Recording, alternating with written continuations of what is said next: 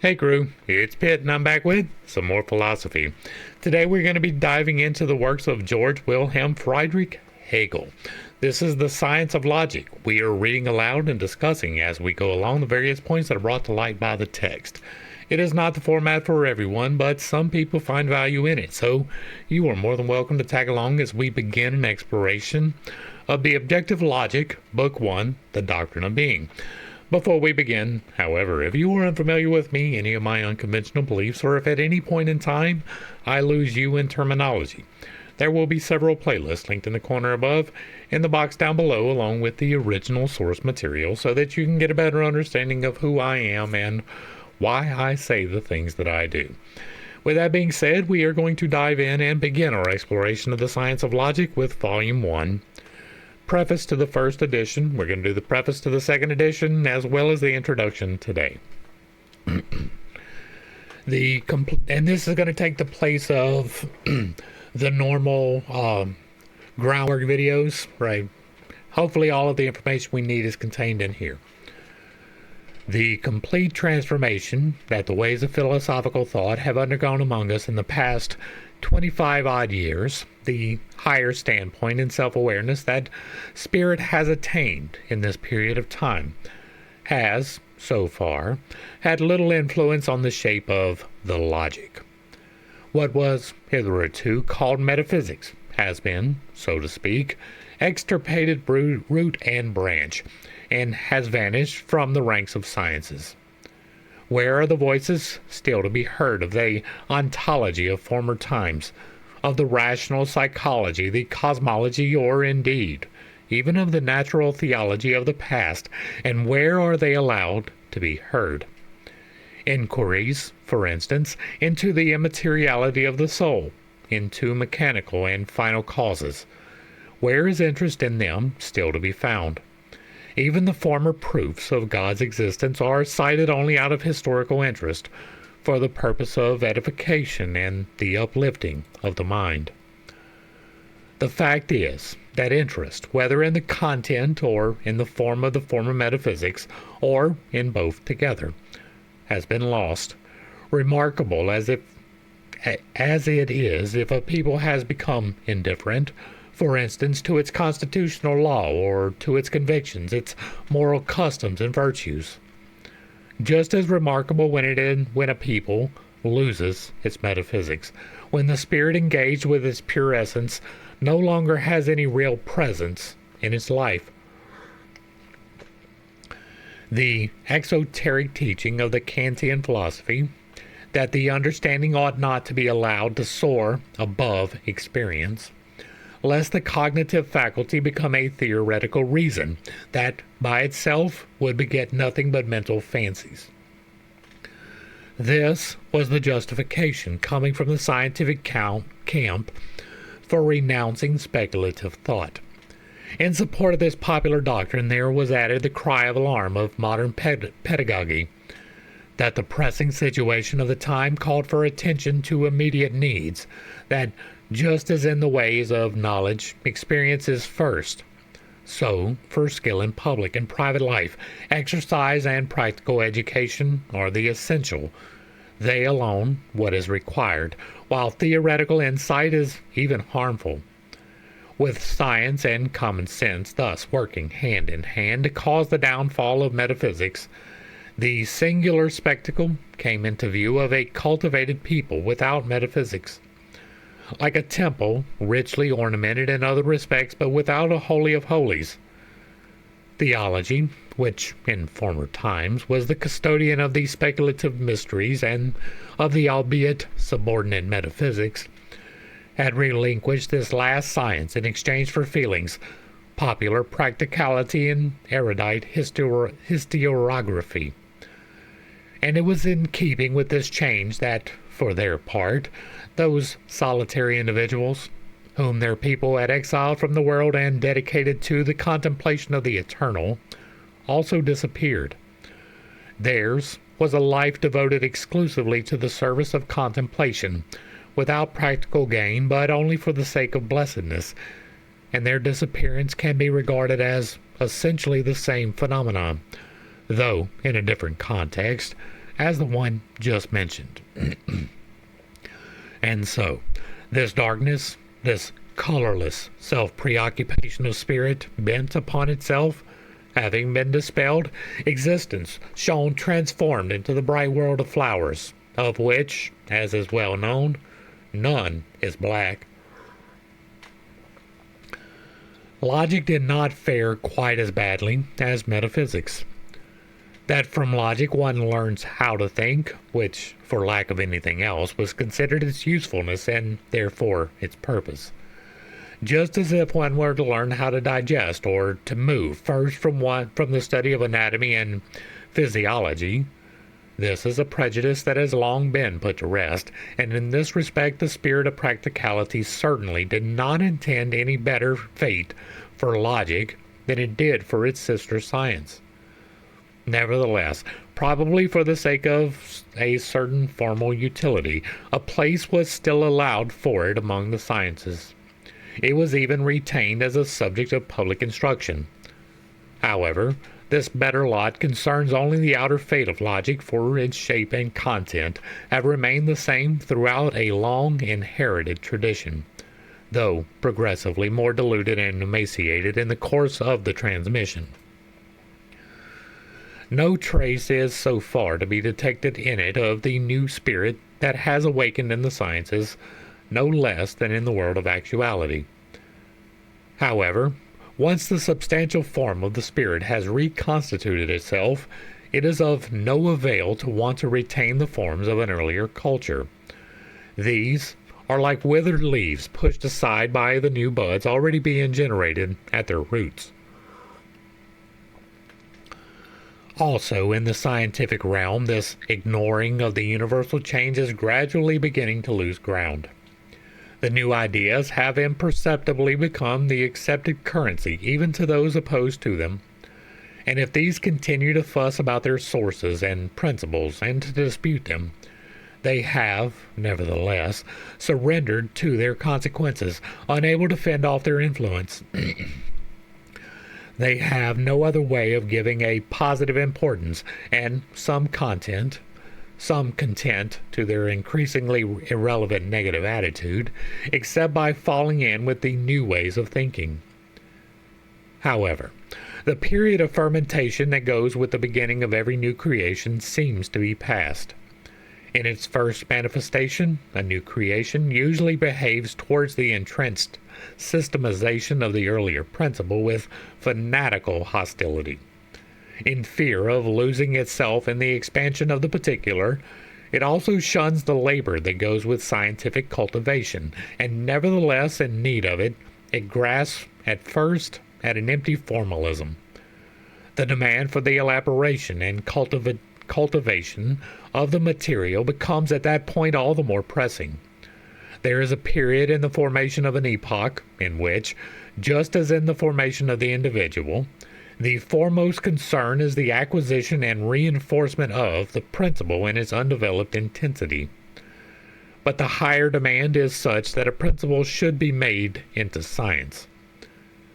Now, whatever might already have happened to the substance and form of science in other respects, the science of logic that makes up metaphysics proper, or pure speculative philosophy, has, to date, been much neglected. What I more precisely understand by this science and its standpoint I have provisionally stated in the introduction. The fact that it was necessary to make a completely fresh start with this science, the nature itself of its subject matter, and the lack of any previous work that could have been used for the undertaken reform of it, may be taken into account by the fair-minded critic, if even a labor of many years was unable to give this effort a greater perfection. The essential point to be kept in mind is that an altogether new concept of a scientific procedure is at work here. As I have remarked elsewhere, footnote,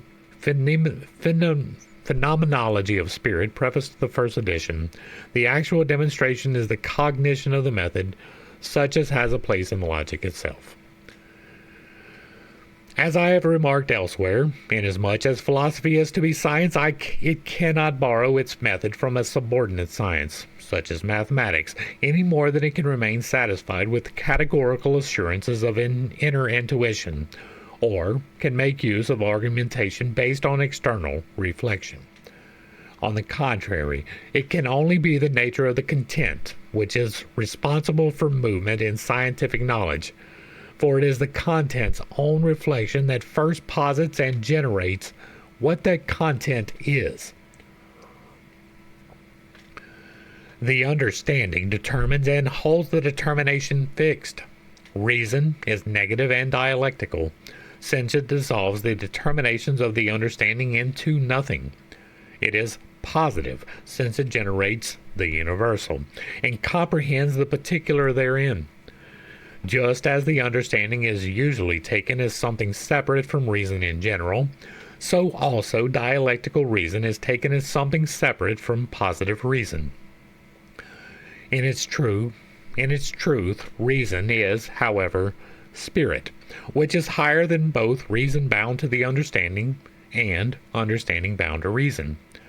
It is the negative, that which constitutes the quality of both the dialectical reason and the understanding. It negates the simple, thereby posits the determinate difference of the understanding, but it equally dissolves this difference, and so it is dialectical. But spirit does not stay at the nothing of this result, but is in it rather equally positive, and thereby restores the first simplicity, but as universal, such as it is concrete in itself. A given particular is not subsumed under this universal, but, on the contrary, it has already been determined together with the determining of the difference and the dissolution of this determining.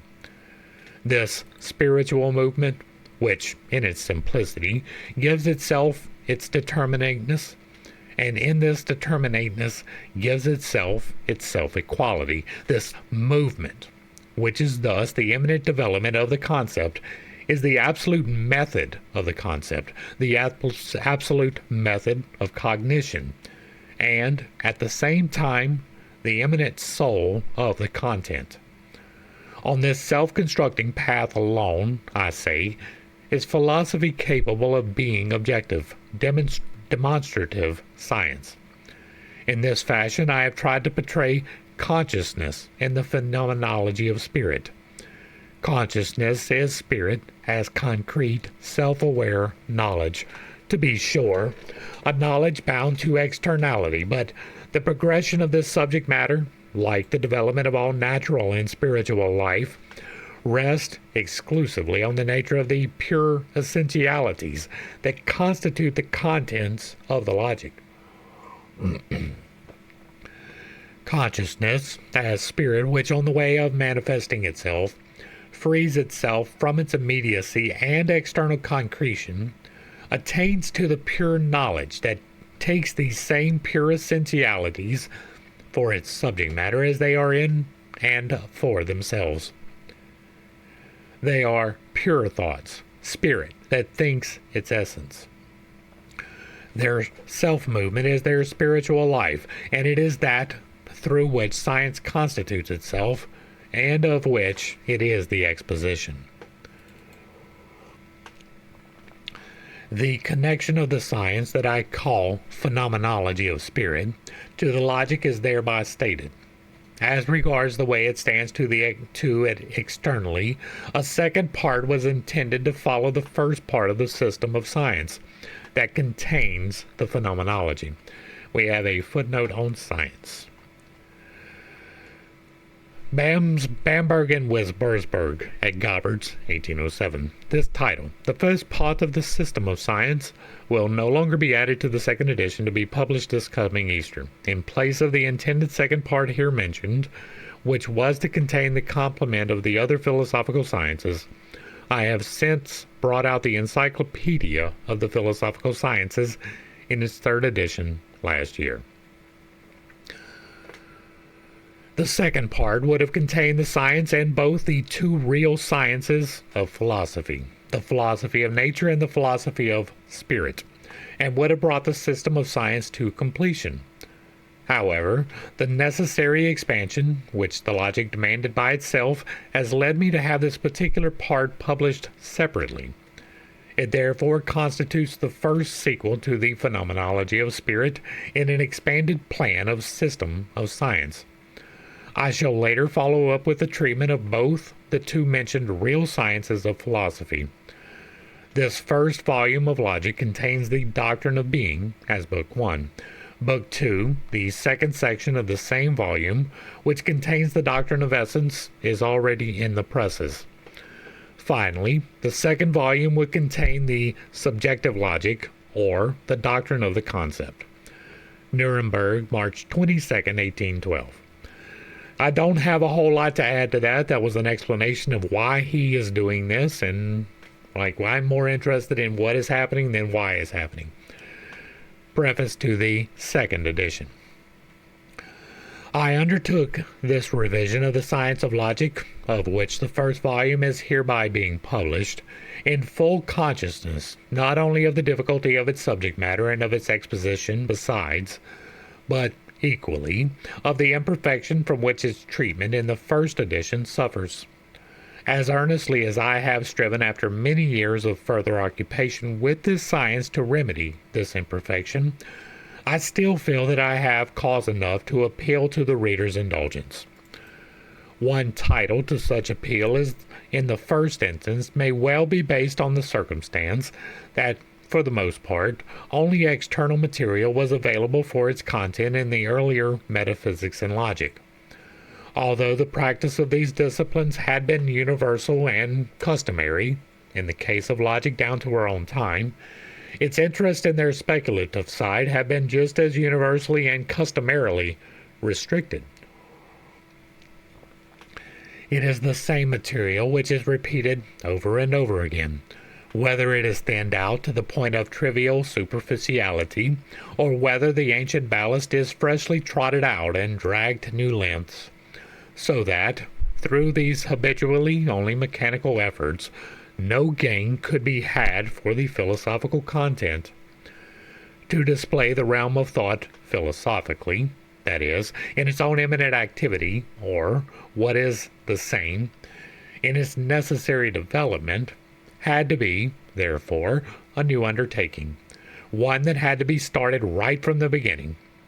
Nevertheless, the received material, the known thought forms, must be regarded as an extremely important fund, even a necessary condition, a presupposition to be gratefully acknowledged, even though what it offers here and there is only a bare thread, the dead bones of a skeleton thrown together in a disorderly heap.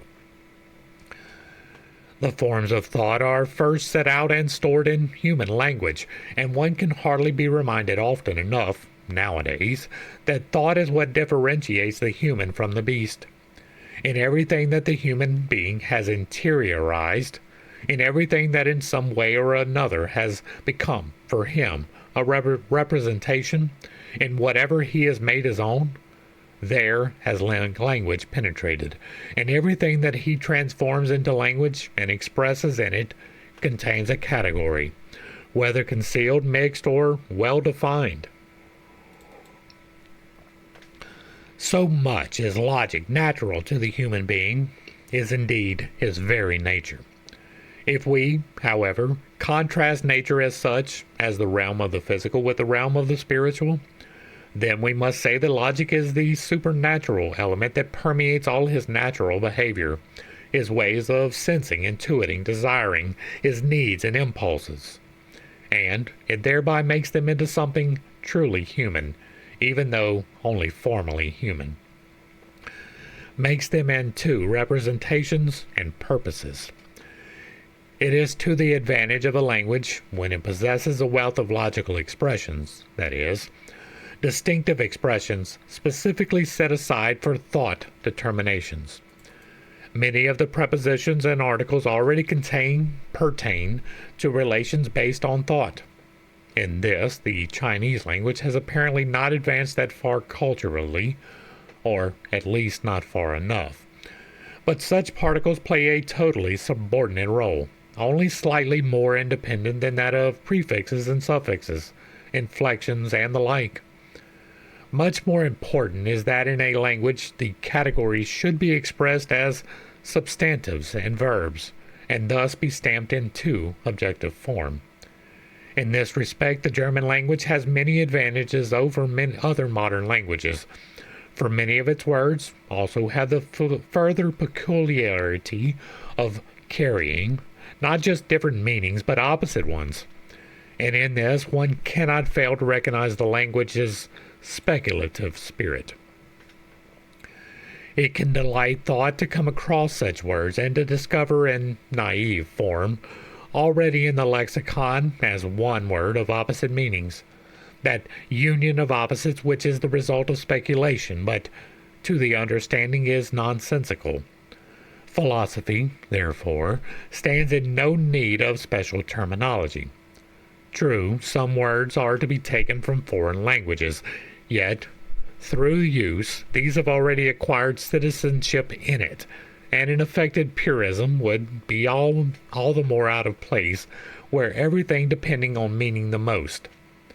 The advance of culture in general, and of the sciences in particular, even the empirical sciences which are bound to the senses and generally operate in the medium of the most common categories, e.g., whole and parts, a thing and its properties, and the like, gradually fosters the rise of thought relations that are also more advanced, or it at least raises them to a wider universality and consequently brings them to greater notice.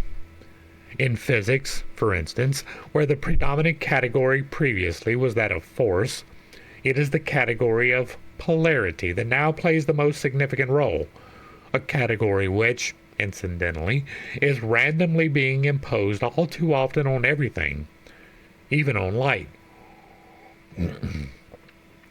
It defines a difference in which the different terms are inseparably bound together, and it is indeed of infinite importance that an advance has thereby been made beyond the abstractive form of identity, by which a determinateness, such as, for example, that of force, acquires independent status, and the determining form of difference, the difference that at the same time remains an inseparable moment of identity, is instead brought to the forefront and is given general acceptance.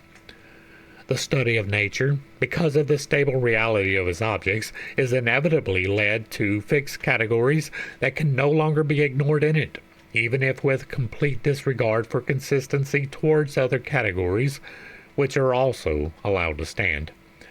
It is not given room for abstracting from opposition and moving on to generalities, as so easily happens when the spirit is the object.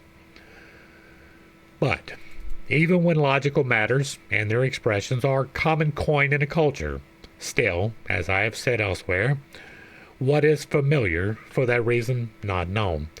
Footnote. In the preface to the Phenomenology of Spirit, what is familiar is for that reason not known, and it can even be a source of irritation to have to occupy oneself with the familiar. And what could be more familiar than just those determinations of thought which we employ everywhere and are on our lips in every sentence that we utter, to indicate the general features of that course that cognition goes through as it leaves familiar acquaintance behind, the essential moments in the relationship of scientific thought to this natural thought. This is the purpose of the present preface. Together with the earlier introduction, it will suffice for a general idea of what is meant by logical cognition, the kind of general idea which is demanded of a science prior to the science itself.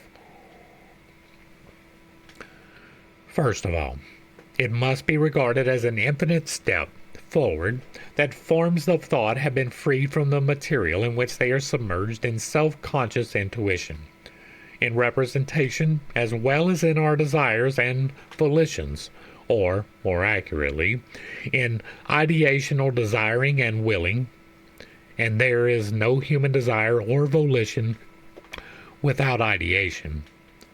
A step forward that these universalities have been brought to light and made a subject of study on their own, as was done by Plato, and after him by Aristotle especially. This step marks the beginning of our knowledge of them, only after most everything which is necessary to life and pertains to its comfort and sociability was made available, says Aristotle, did man begin to trouble himself with philosophical knowledge. Footnote 2. Aristotle Metaphysics. That is going to be the same footnote for all three, so we will not come back down. In Egypt, he had previously remarked, there was an early development of the mathematical sciences because there the priestly caste was brought early to a state of leisure. Footnote 3. Indeed, the need to occupy oneself with pure thought presupposes a long road that the human spirit must have traversed. It is the need, one may say, of having already attained the satisfaction of necessary need, the need of freedom from need, of abstraction from the material of intuition, imagination, and so forth, from the material of the concrete interest of desire, impulse, will, in which the determinations of thought hide as if behind a veil. In these silent regions of thought that has come to itself and communes only with itself, the interests that move the life of peoples and individuals are hushed. In so many respects, says Aristotle in the same context, is human nature in bondage, but the science, which is not pursued for any utility, is alone free in and for itself, and for this reason it appears not to be a human possession. Footnote 4. Philosophical thinking in general still deals with concrete subject matters, with God, nature, spirit, but logic occupies itself exclusively with these thoughts as thought, in complete abstraction by themselves. For this reason it is customary to reserve it for the instruction of youth, for youth is not yet involved in the practical affairs of concrete life, but lives a life of leisure, so far as these are concerned, and it is only for its own subjective ends that it has to busy itself acquiring, at the level of theory at least, the means that will eventually enable it to become actively engaged in the objects of those practical interests. Contrary to Aristotle's view, just mentioned, the science of logic is counted among these means. The study of it is a preliminary labor, and its place is the school, while the seriousness of life and the active pursuit of substantial ends are left for later. In real life, it is then a matter of making use of the thought determinations.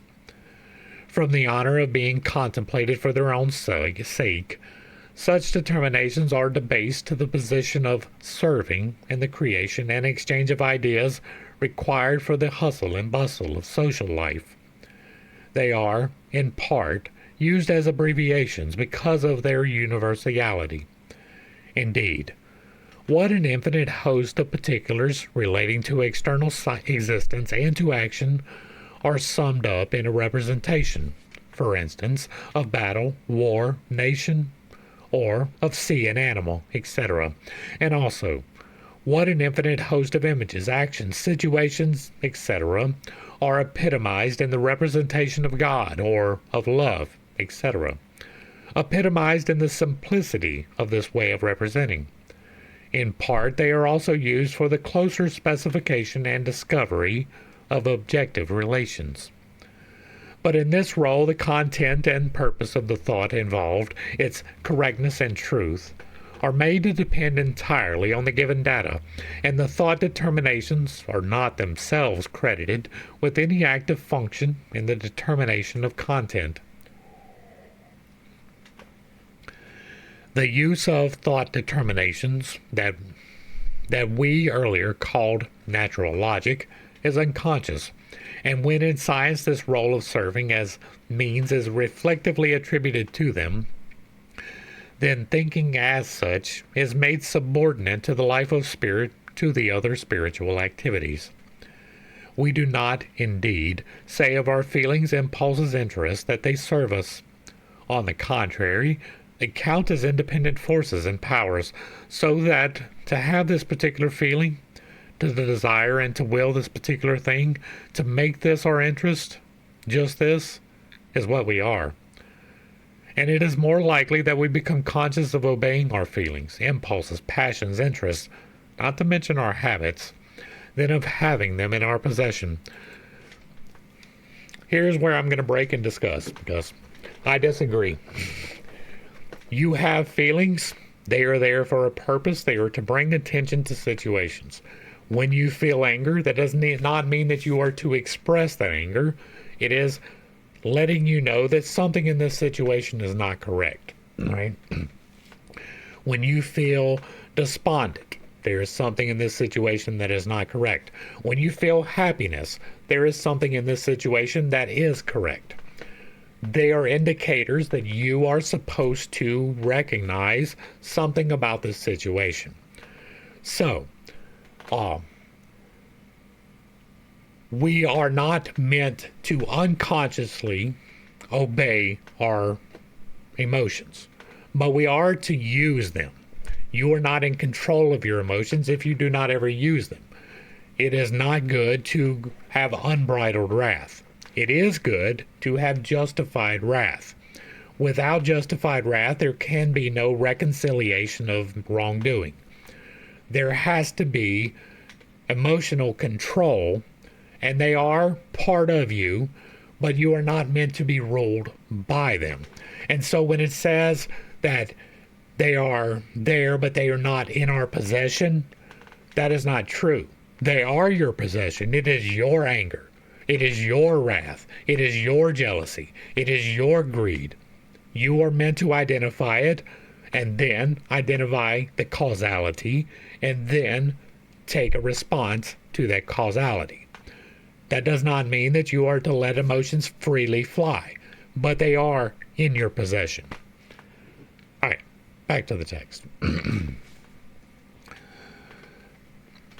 We'll go back a whole sentence. And it is more likely that we become conscious of obeying our feelings, impulses, passions, and interests, not to mention our habits, than of having them in our possession, still less, in our intimate union with them, of their being means at our disposal. They are means at your disposal. Such determinations of mind and spirit, when contrasted with the universality, which we are conscious of being, and in which we have our freedom, quickly show themselves to be particulars, and we rather regard ourselves to be caught up in their particularities, and to be dominated by them. It is all the less possible, therefore, to believe that these thought determinations that pervade all our representations, whether these are purely theoretical or hold a material belonging to sensation, impulse, will, that such thought determinations are at our service, that it is we who have them in our possession and not they that have us in theirs. Footnote 5. There seems to be an allusion here to the question that Friedrich Heinrich Jacobi raised in Supplement 7 of the second edition of F.H. Jacobi. I'm not going to try to pronounce that. Is man in possession of reason, or reason in possession of man? For an English translation, none of the rest of that is pertinent. What is there of more in us as against them? How would I set myself up as the superior universal over them, they that are the universal as such? When we give ourselves up to a sensation of purpose and interest and feel restricted therein, feel unfree, then the place where we can withdraw from it back into freedom is this area of self-certainty, of pure abstraction, of thought. Or again, when we speak of things, we call their nature or essence their concept, and this concept is only for thought. But still less shall we say of the concepts of things that we dominate them, or that the thought determinations of which they are the complex are at our service. On the contrary, our thoughts must accord with them, and our choice or freedom ought not to want to fit them to its purposes. Thus, inasmuch as subjective thought is our own most intimately inner doing, and the objective concept of things constitutes what is essential to them, we cannot step away from this doing, cannot stand above it, and even less can we step beyond the nature of things. We can, however, dispense with this last claim, inasmuch as it is symmetrical with the one preceding it. It says that our thoughts have a reference to the essence of things. But this is an empty claim, for the essence of things would then be set up as the rule for our concepts, whereas, for us, that essence can only be the concepts that we have of these things. The way in which critical philosophy understands the relation of these three termini is that we place thoughts as a medium between us and the things, in the sense that this medium, instead of joining us with such things, would rather cut us off from them. But this view can be countered by the simple remark that these same things are supposed to stand at the opposite extreme, beyond us, and beyond the self-referring thoughts, are themselves things of thought. Footnote 6. Not going to try and pronounce that either. It's just a reference to another book. Source material is linked in the box below, which, taken as entirely indeterminate, are only one thing, the so-called thing in itself, the thought product of pure abstraction. Enough said to dispel any notion that thought determinations are only for use, are only a means. More important is a related further notion that they are external forms. The activity of thought at work in us across all representations, interests, and actions is, as we have said, unconsciously busy, the natural logic. Explicit consciousness is of the content, the subject matters, the representations, all the things that interest us. Taken in this relation, thought determinations are generally taken to be forms that only attach to the content, without, however, being this content itself. But if the truth of the matter is, as was already stated, and is otherwise generally admitted, that the nature, the specific essence, that which is truly permanent and substantial in the manifold and accidentality of appearance and fleeting externalization, is the concept of the thing, the universal which is present in it, just as there is present in each human being, although universally unique, a specific principle that makes him human, or, in each individual animal, a specific principle that makes it animal.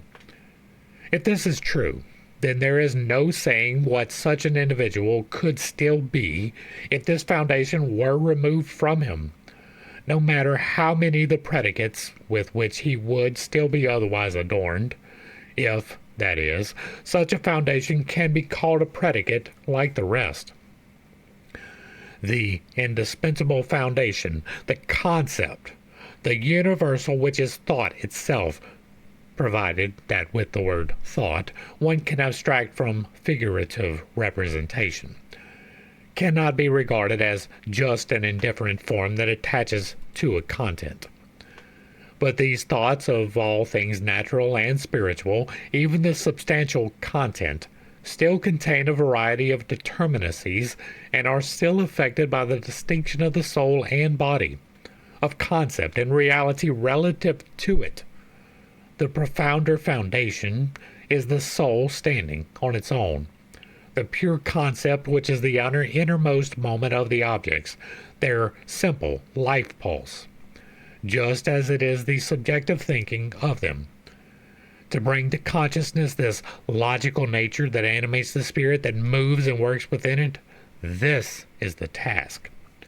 The broad distinction between instinctive act and act which is intelligent and free is that the latter is performed consciously, when the content that motivates a subject to action is drawn out of its immediate unity with the subject and is made to stand before it as an object.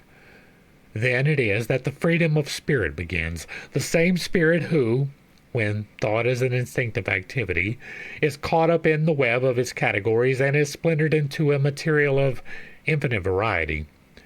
Here and there on this web there are knots, more firmly tied than others, which give stability and direction to the life and consciousness of spirit. They owe their firmness and power simply to the fact that, having been brought before consciousness, they stand as independent concepts of its essential nature. The most important point for the nature of spirit is the relation, not only of what it is implicitly is in itself to what it actually is, but of what it knows itself to be to what it actually is. Because spirit is essentially consciousness. This self-knowledge is a fundamental determination of its actuality.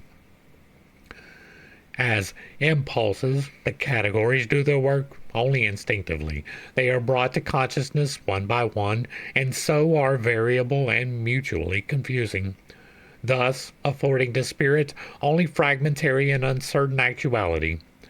To purify these categories and in them to elevate spirit to truth and freedom, this is therefore the loftier business of logic. It is important to note here that spirit is not necessarily the metaphysical definition of spirit by which we have been extensively expounding upon in the works of Helena Blavatsky. I believe in the Trinity, which is the body, the temple of God, which you navigate through 5D space, the soul, which is the individualized spark of divinity that makes the choices for the temple of God, and the spirit being all things in existence at the exact same time. It is quite literally the force that moves the now into the next. And so it is like the fundamental electrical current or flame sparked from a lighter. These are plasma. Plasma is interchangeable, in my estimation, with spirit. It is the part that when you make the decision, the part riding inside of the temple makes the decision. I want to wiggle my fingers. What happens is that you make the decision, and then the brain sends a signal of electrical impulse through the nervous system to the fingers, and they move. That is the spirit in action. You made the decision, but the spirit allowed it to happen. That is the metaphysical explanation of spirit. What he is describing as spirit here is closer to the decider, right? It's closer to the thing that makes the decisions, which would be soul to me. Now, I'm not going to bother going through every time that he mentions spirit saying soul, but that is how I'm going to read it in my head. So, just so that we know what I am talking about, like I deal heavily in the esoteric, like heavily, and so I have definitions for things over there that are not necessarily going to translate and correlate over here very well, but I want to make sure it's differentiated for those who are following along that watch both sides of it. So, all right, back to the text. What we indicated as constituting the beginning of science and have just now recognized to be of great value both on its own account and as the condition of true knowledge, namely the treatment of concepts and of the moments of the concept in general, of the thought determinations as forms that are at first different from the material and only attached to it. This is a work that quickly gives itself away as being inherently inadequate for the attainment of truth, which is the object and purpose of logic. For, as mere forms, as distinct from the content, such concepts and their moments are taken in a determination that stamps them as finite and makes them unfit to hold the truth which is in itself infinite. In whatever respect the true may otherwise be again associated with restriction and finitude, this aspect is the side of its negation, of its untruth and lack of actuality, even of its cessation, and not of the affirmation which, as the true, it is. Confronted by the barrenness of the merely formal categories, healthy common sense instinctively felt that it had the upper hand after all, and it contemptuously relinquished acquaintanceship with them to the domain of school logic and school metaphysics.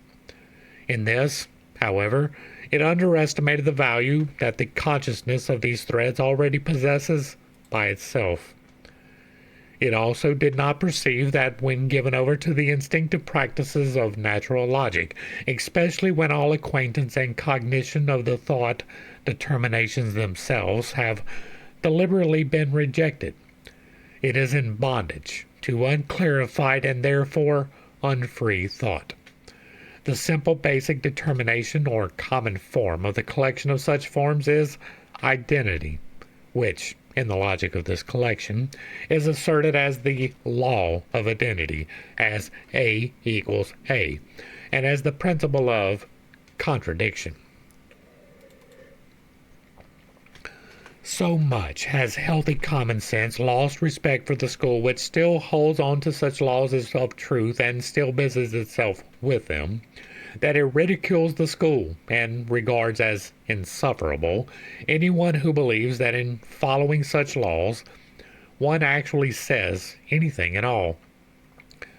The plant is a plant, science is science, and so on in infinitum. Regarding the formulas that define the rules of inference, which in fact is a principal function of the understanding, however mistaken healthy common sense might be in ignoring that they have their place in cognition where they must be obeyed, and also that they are essential material for rational thought, it has, nonetheless, come to the equally correct realization that such formulas are indifferently at the service just as much of error as of sophistry, and that, however truth may be defined, so far as higher truth is concerned, for instance, religious truth, they are useless, that in general they have to do only with the correctness of knowledge, not its truth. The inadequacy of this way of regarding thought, which leaves truth on the one side, can only be remedied by including in our consideration of thought not merely what is customarily credited to external form, but the content as well. It is soon evident that what in ordinary reflection is, as content, at first separated from the form, cannot in fact be in itself formless, devoid of determination. In that case it would be a vacuity, the abstraction of the thing in itself. That it rather possesses form in it, indeed, that it receives soul and substance from the form alone, and that it is this form itself which is transformed into only the semblance of a content, hence also into the semblance of something external to this semblance. By thus introducing content into logical consideration, it is not the things, but what is rather the fact, sujet, the concept of the things, that becomes the subject matter. In this connection, however, one must also be reminded that there is a multitude of concepts, a multitude of facts. One way in which limits are imposed on this multitude has already been said, that the concept as thought in general, as universal, as against the particularity of the things vaguely parading their multitudinousness before indeterminate intuition and representation, is their immeasurable abbreviation. But a concept is also, first of all, in itself the concept, and this concept is only one concept, the substantial foundation. It is, of course, also a determinate concept, and it is this determinateness that appears in it as content, even though in fact it is a form determination of the substantial unity of the concept, a moment of the form as totality of the concept itself, which is the foundation of the determinate concepts.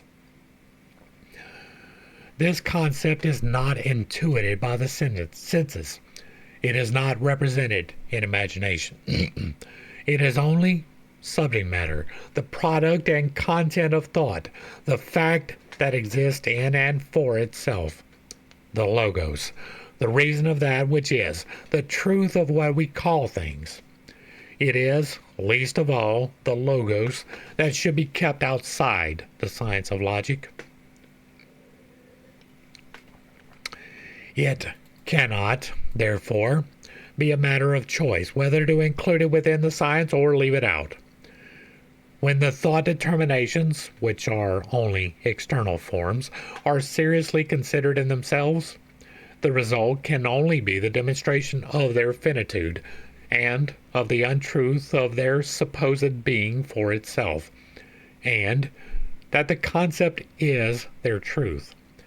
Therefore, inasmuch as the science of logic deals with the thought determinations that instinctively and unconsciously pervade our spirit everywhere, and remain non-objectified and unnoticed even when they enter language, it will also be a reconstruction of those determinations which reflection has already abstracted and fixed as subjective forms external to a material content. The presentation of no subject matter can be in and for itself as strictly and eminently plastic as is that thought of in its necessary development, nor would any subject matter require such a presentation. In this respect, the science of logic must surpass even mathematics, for so no subject matter intrinsically possesses this freedom and independence. The presentation would demand that at no stage of the development should any thought determination or reflection occur that does not directly emerge at that specific stage and does not proceed in it from the preceding determinations. A demand which is also to be found after a fashion in the process of mathematical inference. But I must admit that such an abstract perfection of presentation must generally be renounced. The very fact that the logic must begin with the purely simple, and therefore the most general and empty, restricts it to expressions of this simple that are themselves absolutely simple, without the further addition of a single word. Only allowed, as the matter at hand requires, would be negative reflections intended to ward off and keep at bay whatever the imagination or an undisciplined thinking might otherwise adventitiously bring in. However, such intrusive elements in the otherwise simple, imminent course of the development are essentially accidental, and the effort to ward them off would therefore be itself tainted with this accidentality. And besides, it would be futile to try and deal with them all, precisely because they lie outside the essence of the subject matter, and incompleteness is at best what would have to do to satisfy systemic expectations. Yet, the restlessness and the distraction characteristic of our modern consciousness leave us no choice but to also take into account the more current of these reflections and these adventitious notions. A plastic discourse requires plasticity of sense, also in hearing and understanding, but youths and men of such a temper who would calmly suppress their own reflections and opinions, in which original thought is so impatient to manifest itself, such listeners, attentive to the facts as Plato portrayed them, could hardly be imagined in modern dialogue, and even less could one count on readers of similar disposition.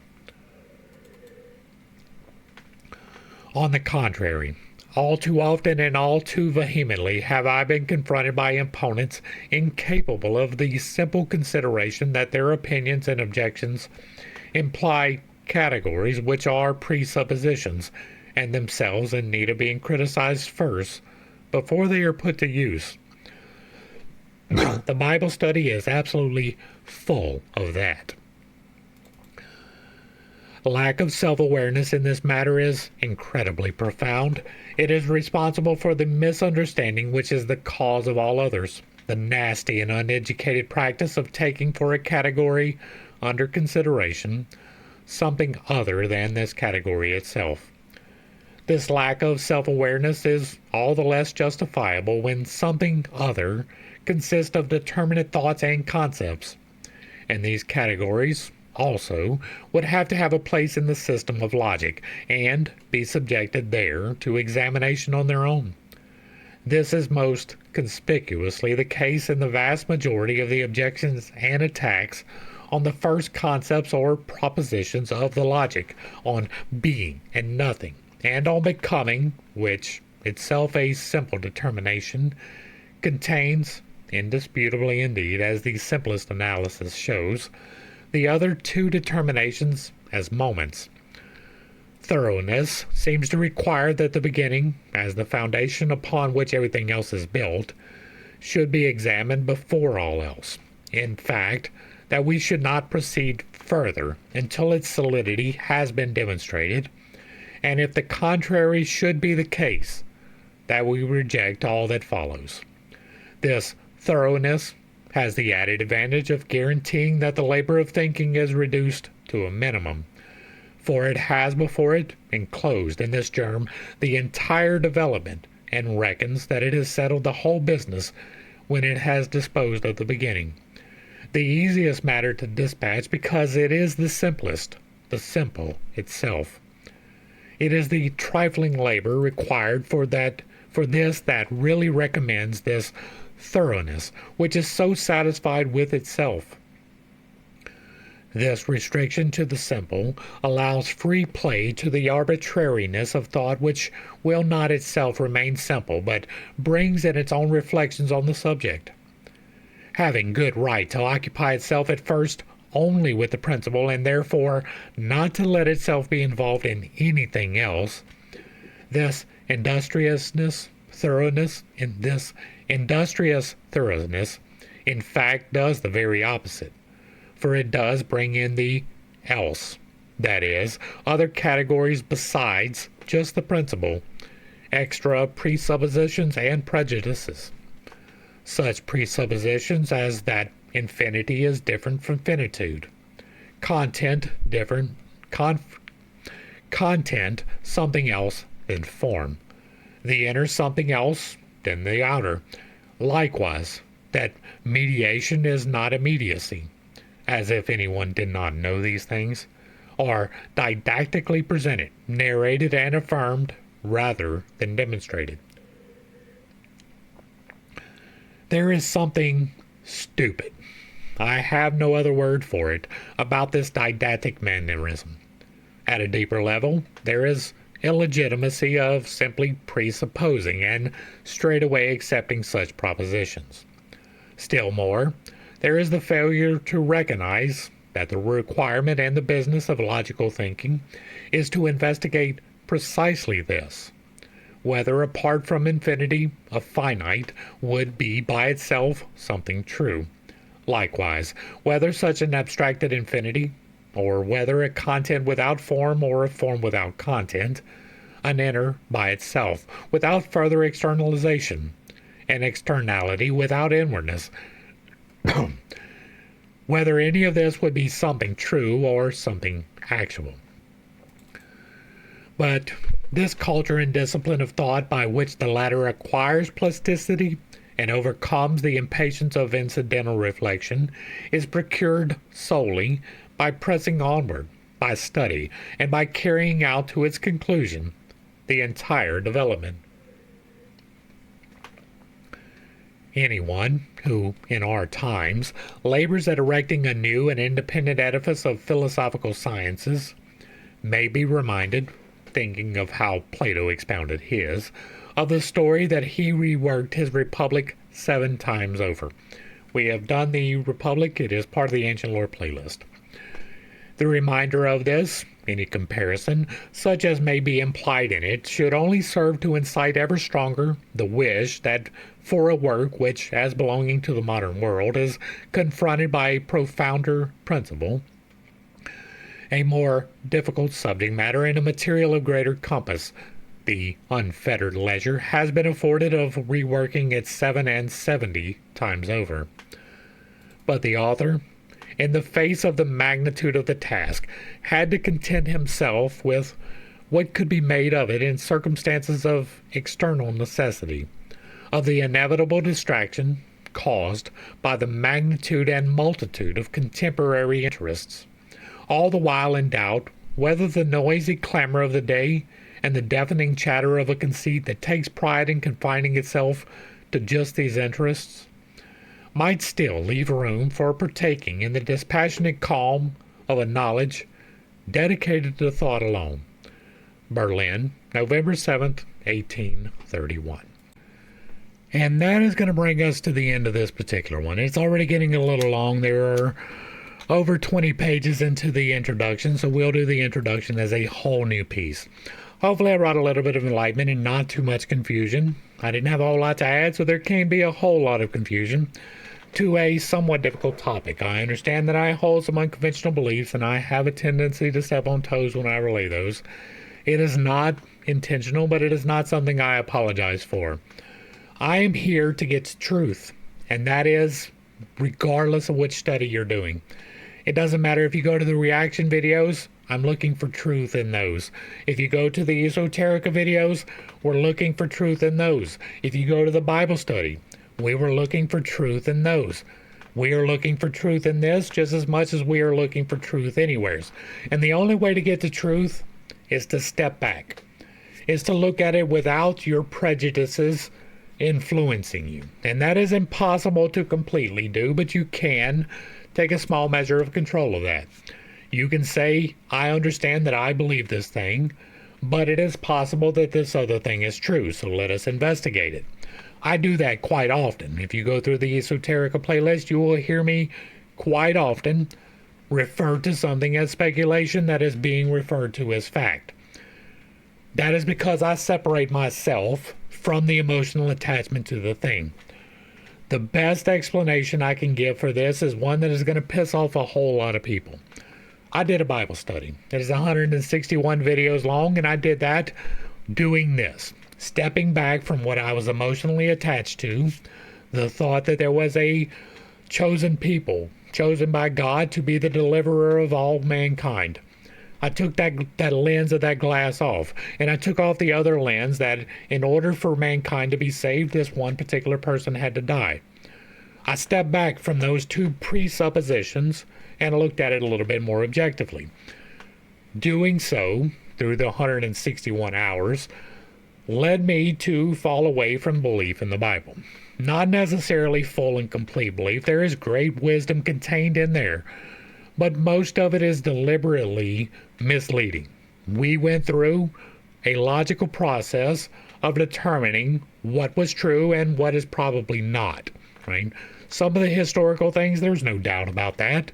That is put in there so that you will more readily accept the things which are not historical. The things which are not historical, those are highly debatable. Whether or not there is a chosen people, you can debate that.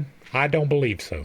I believe that any person can be chosen, but that any people can't.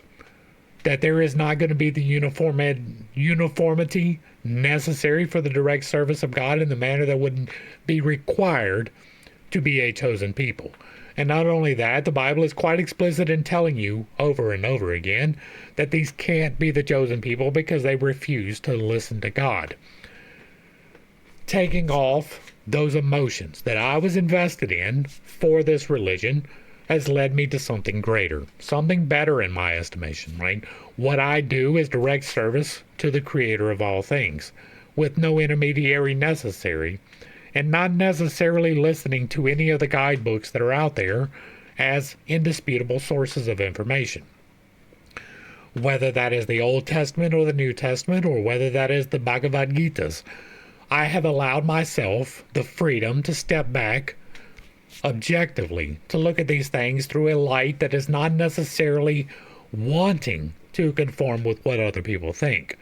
And that has allowed me to be different, to separate my way of thinking from other way of thinking.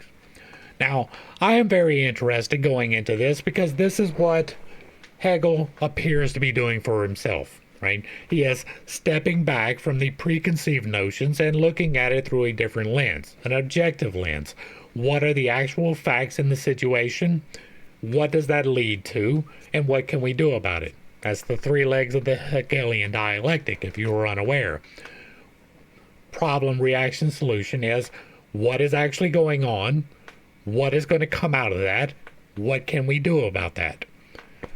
I'm very interested to see it play out. I'm interested to see his arguments for logic. I have spent a significant amount of time just distinguishing the difference between logic and reason, right?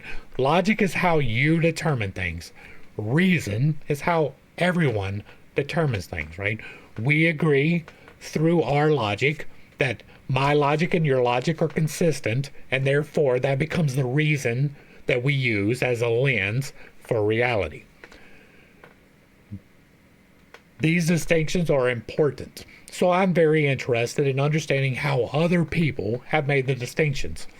Now, I've probably handicapped myself in several of the ventures that I have done by not doing this to begin with.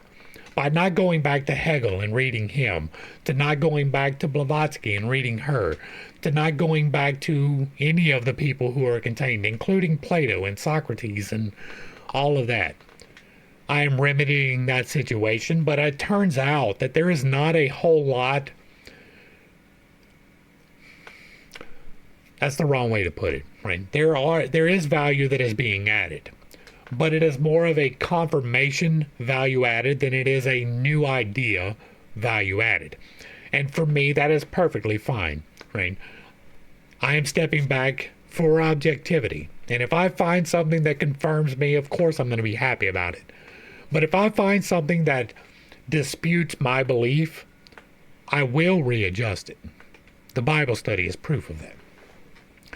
If you like what I'm doing over here, let me know down below. Give me a like, a share, a follow. Leave a comment. If you agree or disagree with anything that was discussed here today, drop that in the comments. And if it remains respectful, it gets to remain up. If there is another work you would like to see me discuss in the manner that we are doing, drop that down there as well. And if you really like what I'm doing, hit me with that super thanks or even a membership. It will be greatly appreciated. To the crew, thanks for hanging out.